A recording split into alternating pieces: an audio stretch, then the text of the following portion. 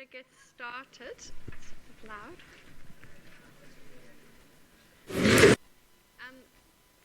So my name is Robin Pickering, and I'm going to be teaching you for the next 5 weeks. So it will now until the end of this semester.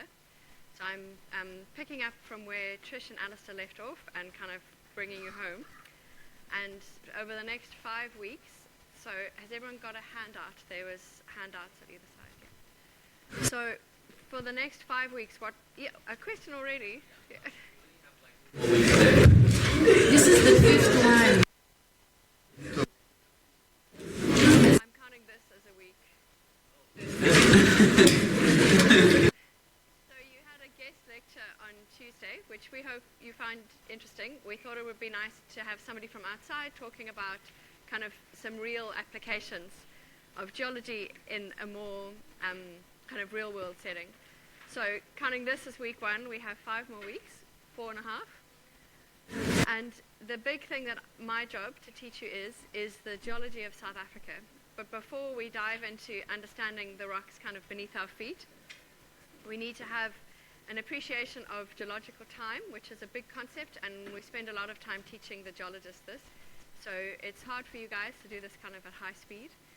We're also going to talk about stratigraphy and dating methods, so how we know how old rocks are, because that's very important in understanding the geology of South Africa and geology in general.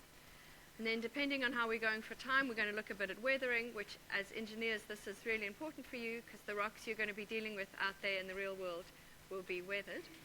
And yeah, I know Trish has covered a bit of climate change with you, but we'll probably look at that as well. So just to give you some more information, I will be running some quizzes. Yes, another question. Yes, so the lectures are all being recorded, and there's handouts which I'll give you, and I'll put the slides on Vula, but I think the recording captures them as well. So we're going to be doing some in-class quizzes, which are very informal, and we'll mark them in class and go through them, and it's just a way for you guys to see kind of how much you're taking in, if you need to switch your brains up a bit. We're most likely going to do a quiz which you'll have to do over the weekend on Vula, like a multiple choice quiz, which is basically just a very easy way to boost your class marks. It's going to be based on the in-class quizzes, and it's just basically my gift to you to boost your class marks. And we are going to have another class test. So we didn't do this last year, and it seemed that it was a better idea to have another test towards the end of the semester. I know it's coming up for exams, but it's revision you have to do anyway. And it's quite nice to see how you're going on this material and revise that before you go into the exams. So as I said, my name is Robin Pickering. I'm in room 210 in the Geological Sciences building, and there's my email. And if there's, question. Which section, which marks exactly is this thing contributing to? Your class mark for this module. So I'm just trying to see which percentage. I don't know the percentages off the top of my head, and Alistair is the coordinator, so he's the one with the overview. But we have discussed, I think perhaps at the very beginning of the course, he didn't perhaps have a full overview, and that we've decided it's a good idea to have a second test. But let me find out, I'll ask him what the breakdown is going to be. I understand for the class weekend quizzes that I'm going to. It's tiny, it'll be, a couple of percent. So, and it'll be easy. So it's a good way to boost your marks. We're on your side, we want you guys to do well.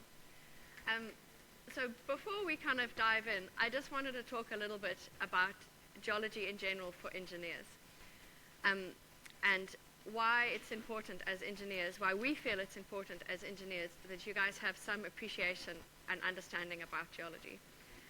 So there's 2 questions really. Why is geology important for engineers? And I wanted to know from you guys, why are you studying engineering? Why did you guys go for civil engineering? Anyone? Yeah. Yes. See, the other engineerings, they know about very little. And civil engineers know a lot about a lot, so that's why.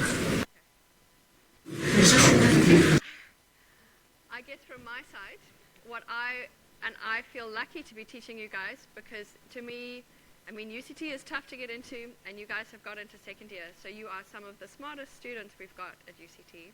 And what I'm excited about teaching you is that you guys are literally going to build the future of South Africa. Our roads, our bridges, our buildings are in your hands, basically.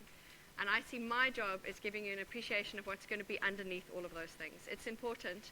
If you arrive on a site and you on a building site, you need to have some sense of what is underneath and the geology. And so I feel quite lucky that that's part of my job, to give you this overview of the geology of South Africa. And so what I want you to take away from this course is an understanding of geological time. So that's what we're going to look at today. Then we need to figure out how we've constructed that geological time. And to do that, we have to know how we date rocks, how we know how old they are. And then this all comes back into giving you an overview and an appreciation of the geology of South Africa, so that you guys can go out from here and be anywhere in South Africa and have some idea of what's under your feet. So to jump into geological time. So this is a big concept, and it's something which it takes geologists quite a long time to get their heads around as well. So a definition is that it's a system of chronological dating that relates geological strata or stratigraphy to time, which is a bit dry. So another way of looking at it is that this is a concept that is used by geologists, paleontologists, and other earth scientists to describe the timing and relationship of events that have occurred during Earth history. So the key thing there is the timing, when things happened, and the relationship. What happened first, what happened next. So yet another way of looking at geological time is a vertical timeline or time frame for the entire geological history of Earth. So the entire geological history of Earth covers the last 4.6 billion years to present. That is a long time. And if we look at this more closely, so this is perhaps my favorite definition, that we're looking at a vertical timeline, and I'll show you some examples, for the entire geological history of the Earth. And so just to kind of bring this back to us, if we're looking at geological time, so we've got a human timeline. So in human time, we are used to dealing with various time units. So we deal with seconds, minutes. Anyone who's got pay-as-you-go airtime knows about seconds and minutes. Then we think about weeks and months. Your semesters are made out of weeks, and this builds into months, and eventually we build into years. That's probably one of the longest time frames that we use as humans. And these years build into decades, but we don't really think much further than maybe tens of years, and perhaps a few hundreds of years. But then in geology, we're looking at a very different timescale. So on our human timescale, our long time is years, which is abbreviated to the Latin annum, which is abbreviated just to A. And if we're looking at geological time, our shortest time unit is years in A. But what we're really looking at is thousands of years, kilo annum, like kilograms. So a few thousand years in geological time is considered short, whereas we would consider minutes to be short. And then from thousands of years, we go up into millions of years, so abbreviated with a capital M, MA. And then 100 million years, so on, we get eventually 1,000 million years into billions of years, which is with a capital G for giga annum, billions of years. So I guess this is in a nutshell, what we have to try and wrap our heads around, this massive difference between the time frames that we're used to dealing with as humans and these vastly long geological timescales, where 100,000 years is short. In my own research, I talk about brief intervals of time, and I'm talking about hundreds of thousands of years, which seems kind of crazy to us, but on a timescale where we regularly talk about billions of years, 100,000 years is short. So there's various different graphical ways of trying to represent this geological time. So this is a nice way to start. So this is just an image trying to represent all of geological time. So we're starting up in that corner at about 4.5 billion years ago. And that's when the sun began to accrete, and it's the very beginning of our solar system, and therefore the beginning of geological time. And then this ribbon is just trying to show graphically what 4.5 or 4.6 billion years looks like. And so we're kind of clocking around various milestones. And if we come down to here, 65 million years ago, so this is all to scale, that's when the dinosaurs went extinct and the rise of mammals. And then eventually this last little line here is the first hominid, so the first of our own direct ancestors, the beginning of early man. And then the last kind of 100,000 years is when we see the beginnings of kind of modern human culture. So that's just to give you an idea, that's 65 million years ago, and kind of tracking back at looking at 4.6 billion years kind of squeezed onto one page.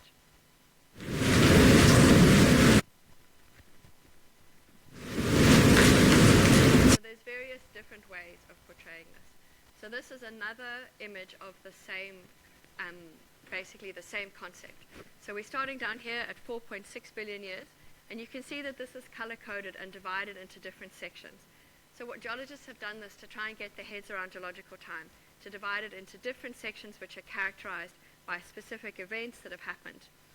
So down here we have this orange, so from 4.6 to 4 billion, so a cool 0.6 billion years is called the Hadean. And then we move into this blue period, which is called the Archean, then the Proterozoic, and the Phanerozoic. And these long time periods, there's 4 long time periods of geological time, are known as eons. Yes? How, what is the correlation between this and the theory of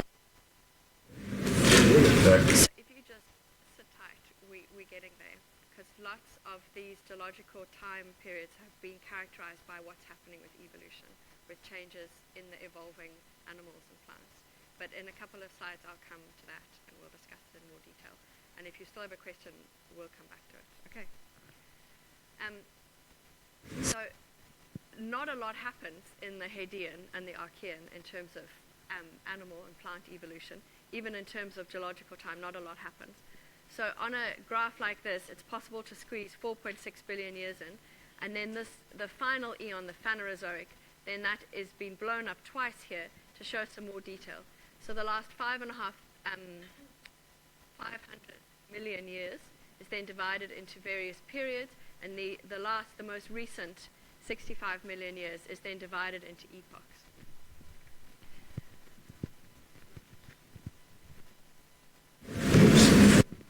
So here's just some definitions for you. So a period is a time interval on the geological scale separated by boundaries. And then these boundaries refer to major events in the development of organisms, such as the evolution of plants and animals. And the geologists use these major events to divide up geological time. And this is yet another representation of the same thing. So we have the Archean, the Proterozoic, and the Phanerozoic, and then being divided up. And we're going to look at this in more detail. Yes? So what is the epoch? So an epoch is, let's go back. An epoch is the smallest division, one of the smaller divisions of geological time. So in a period, you can have that divided up into epochs. So it's just a smaller division. I know it's a lot of new terminology, it's a lot of new words.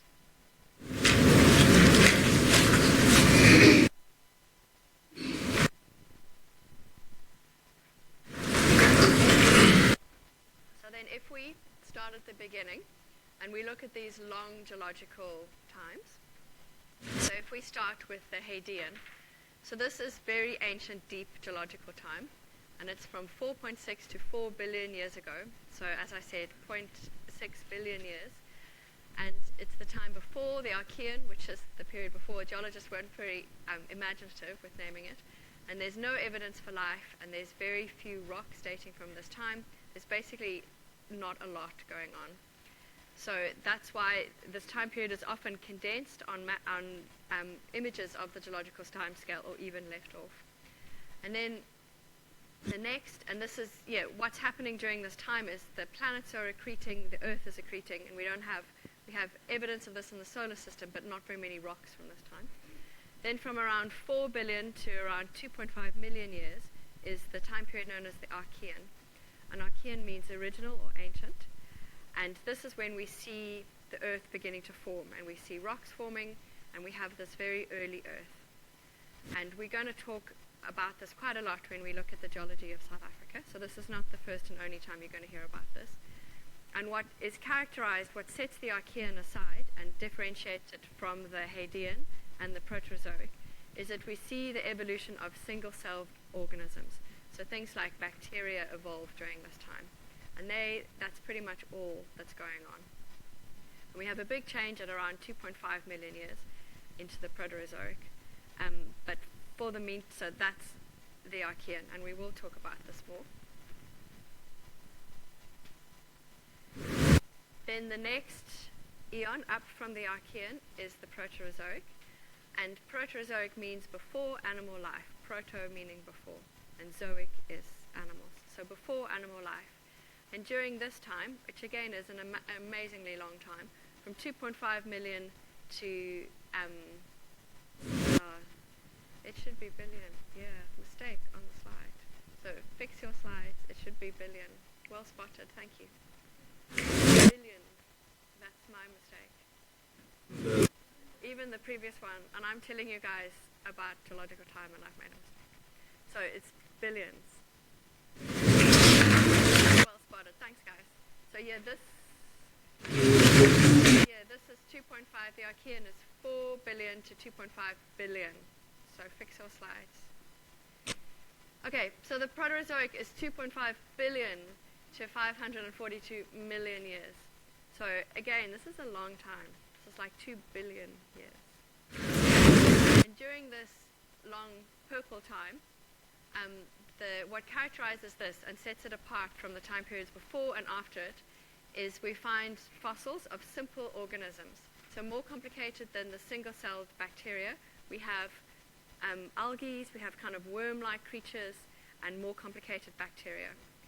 And so when these animals appear in the fossil record, we have basically different conditions, and this warrants being named a different period of geological time. Again, we're going to go into this in a lot of detail because we have incredible fossils from this time in Namibia, so we are going to talk about it more. So that's what characterizes the Proterozoic. Then finally, the shortest eon of geological time is the Phanerozoic, and this is a period of abundant and complex life on Earth. So this is from 4.2 million years until today, and that's then the Phanerozoic is then divided into a number of eras because we have big changes happening in the evolution of animals, and so we can divide up the time more.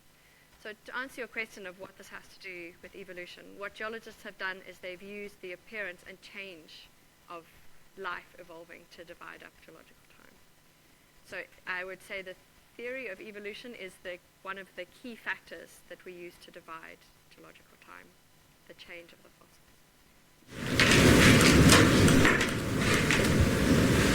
I think we've looked at this one already. So what we're doing here is we're zooming into the eras.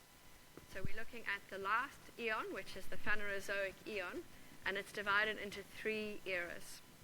And they are named to help you remember how they fit in. So the oldest one is called the Paleozoic, and the Zoic again is referring to animals. So it's all based on how the animals the fossil animals are changing. So we have the Paleozoic, which means ancient life, and during this time this is characterized by these little guys you see over there, which are called trilobites. And most of them were quite small. They're about this big, although we do get bigger ones. And they today are related to little wood lice. And they were the abundant animals on Earth, and they lived underwater in the sea. And the Paleozoic is really the time of the trilobites. And they went extinct by the end of the Paleozoic. So they flourished and then went extinct. And this really marks this time period of the Paleozoic. Then the Mesozoic, which means meso means middle, so this is looking at the middle life. And this is the time of dinosaurs, and in the plants we see things like cycads and ferns, which we still get today, and so these plants have basically been unchanged for millions and millions of years. And then the most recent time period is the Cenozoic, and Ceno means recent, so this is the recent life, and that's from around 65 million years until present. And this is marked by the extinction of the dinosaurs, marks the beginning of the Cenozoic era, and this is where we see the evolution of mammals, the big radiation of birds, of flowering plants, ray-finned fish, so the beginnings of the world as we know it today.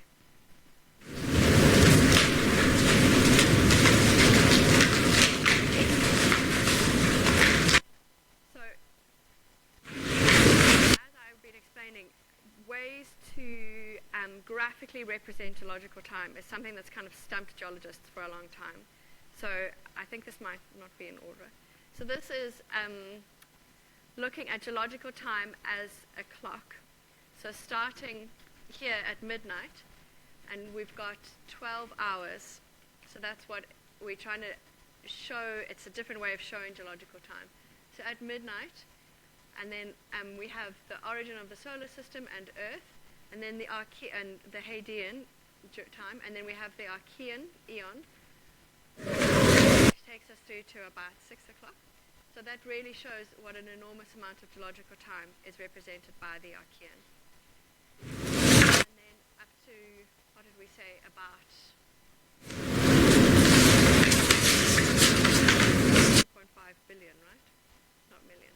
And then we have the Proterozoic, which again takes up almost as much geological time.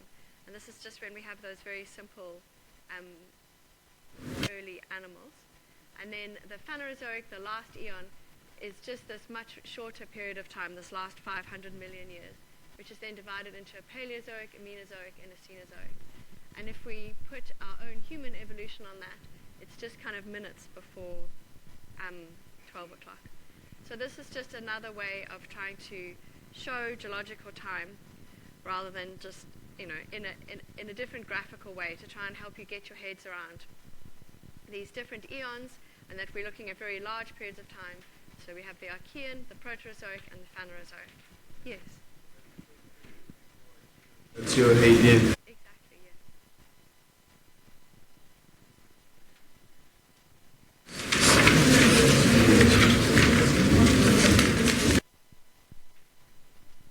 Okay. Now, I hope this works. So this is a more light-hearted look at the geological timescale.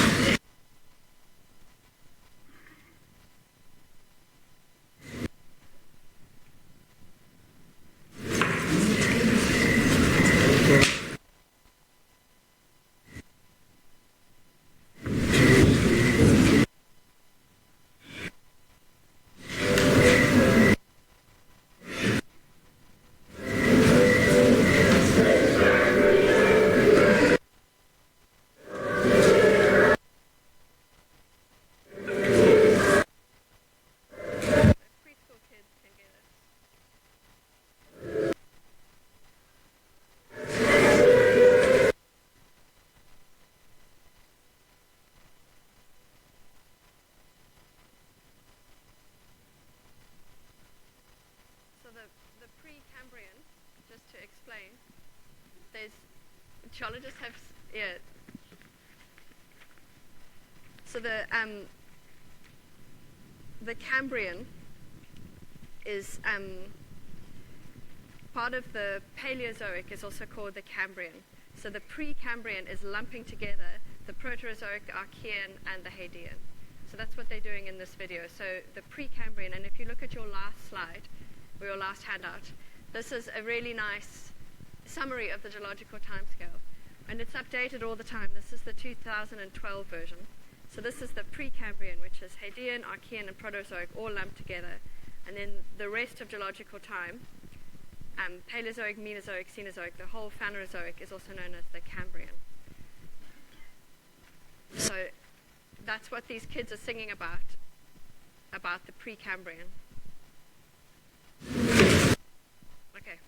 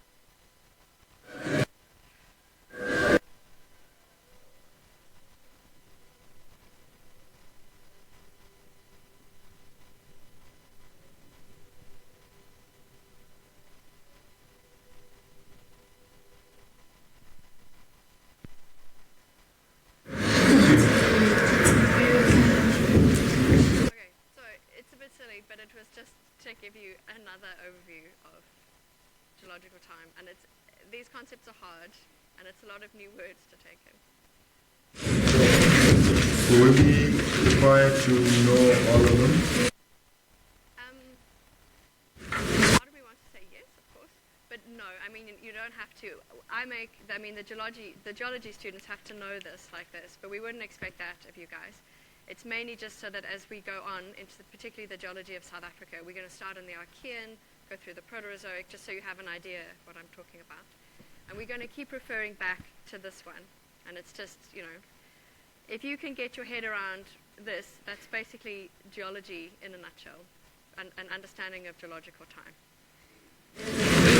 So the other thing that I'd like you just to take away from the next 5 weeks, one is that, some understanding of geological time. And then the other is this. So this, I think you've got your hand up, but a small one. I'll make sure you get some big ones as well. So this is the geological map of South Africa. It's a simplified version, but this is it. So this is a map which represents all the different rocks that we find in South Africa. So the different colors represent different types of rocks and different ages of rocks. So we are down here in Cape Town. We've got major cities marked, the provincial boundaries, and all of these different colors represent different types of rocks. So as our civil engineers, this is something that you need to be able to look at, and if you are working somewhere, in the Eastern Cape, between Port Elizabeth and East London, building a road, building a bridge, and it's around here, you need to know what these colors mean. Basically what kind of rocks you're looking at, and a little bit about how they formed and what's going on with them. So the legend, to understand this, what the different colors mean, is on the side, and I'm sure your copy is too small. So they are organized by age. So we have the Archean first, the oldest rocks are first, and these are these very, the dark purple and the light purple. So up where the Kruger Park is, the rocks up there on the border with Mozambique, the rocks underneath there are all Archean, and we'll talk about these in more detail.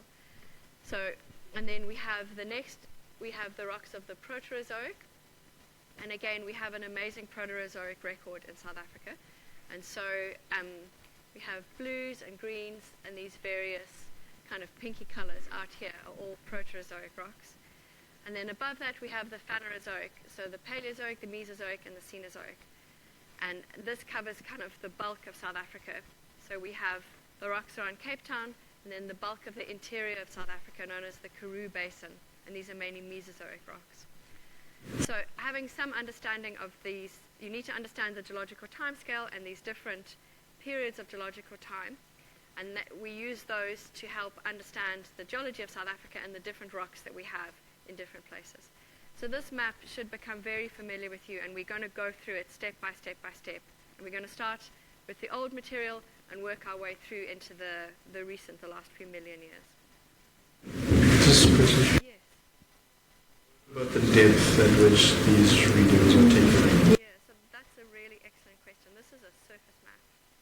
So geologists like me mainly just work on surface. And in South Africa, because we have quite a dry climate, we have amazing outcrop. So outcrop is just rocks at surface. So this is a surface map. And things like we believe that like the rocks up here, we believe that they actually go underneath here. And the rocks around, just between Joburg and Pretoria, there's a little pink area of rocks, and we believe that those actually are the basement under much of this. But that's not represented on this map. This is just a surface map. But understanding the subsurface, yes, that's super important, particularly for you guys. And we don't have a map which actually shows that. But we're going to talk about it as we break this down and look at each kind of group of rocks, kind of how they extend. And another big thing that we're going to talk about is because South Africa has a very old rock record. We have some of the oldest rocks in the world dating from this Archean time, from 3 billion years ago, is how South Africa was formed, how we actually got all the rocks to their present positions in South Africa. Because we've got, billions of years of geological history. So you you guys probably didn't know this, but South Africa has this incredible geological record, and geologists from all over the world come to South Africa to go on field trips and to see the rocks here. So some of the highlights of South African geology are that we have some of the oldest rocks in the world.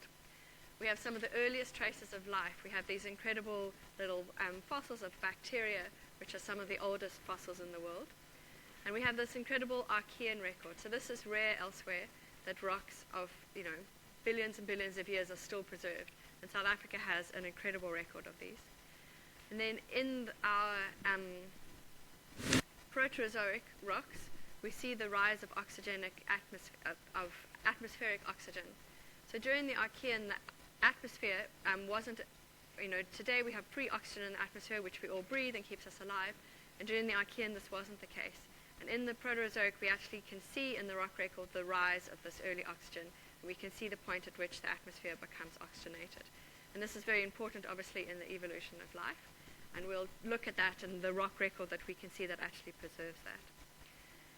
And then we have incredible mountain chains in South Africa, like the Cape Fold Belt, the Cape Fold Mountains. How did these mountains form? What were the processes that built this mountain chain?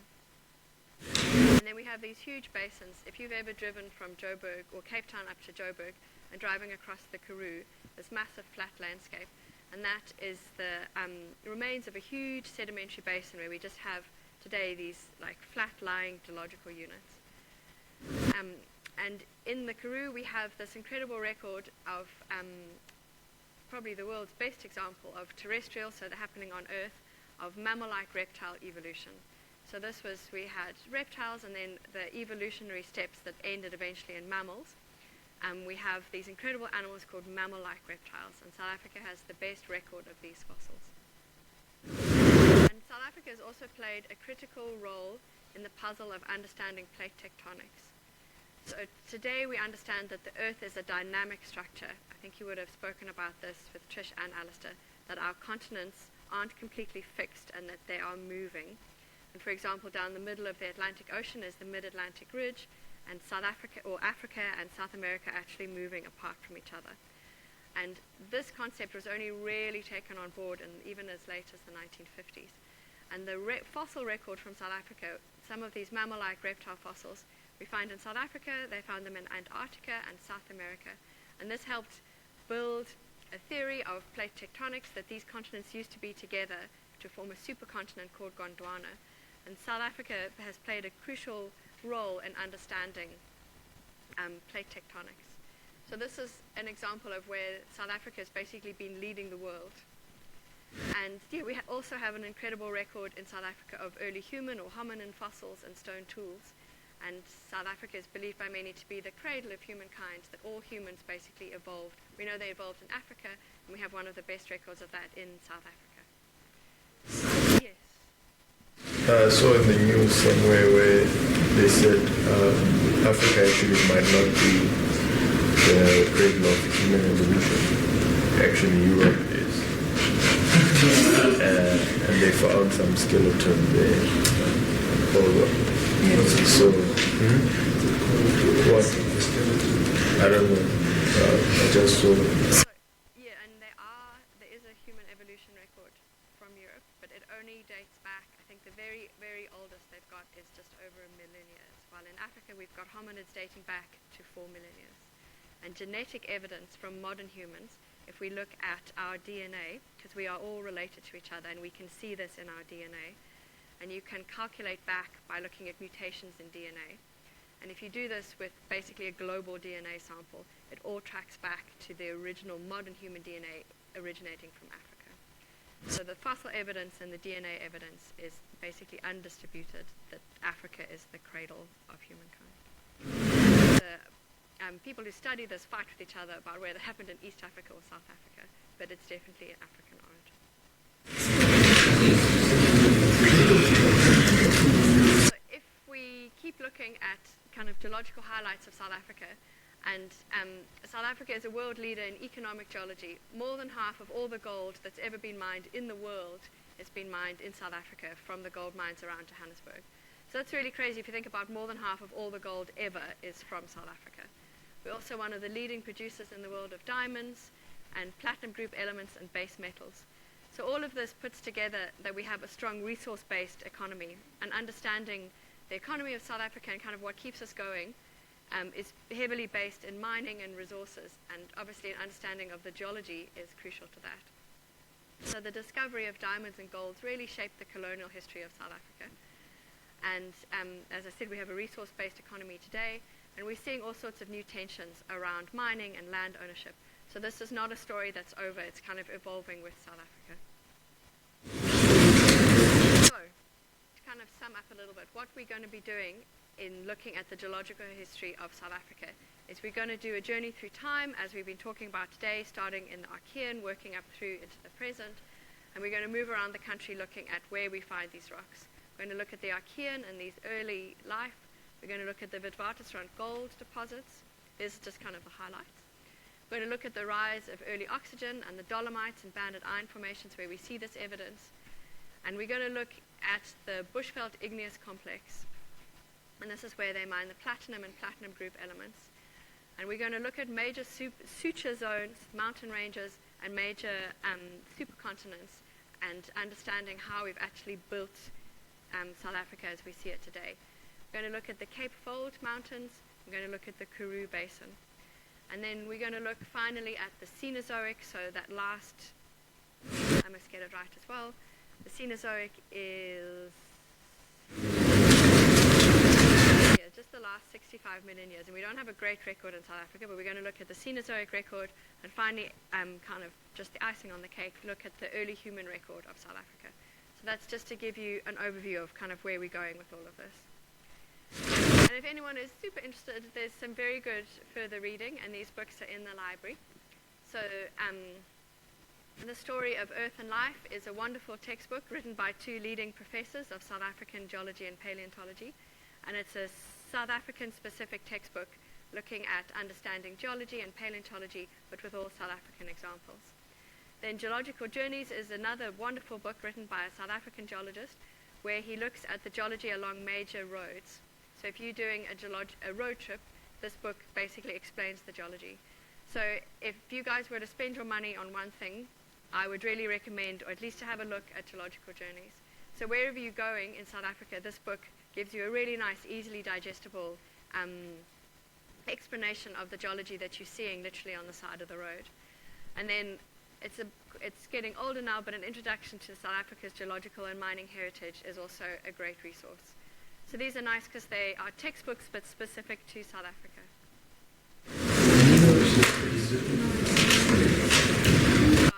That was just a final picture of the geological timescale, because I found a lot of pictures. So that's it for today. So today was kind of light on content, but we're going to really dive in tomorrow and get going.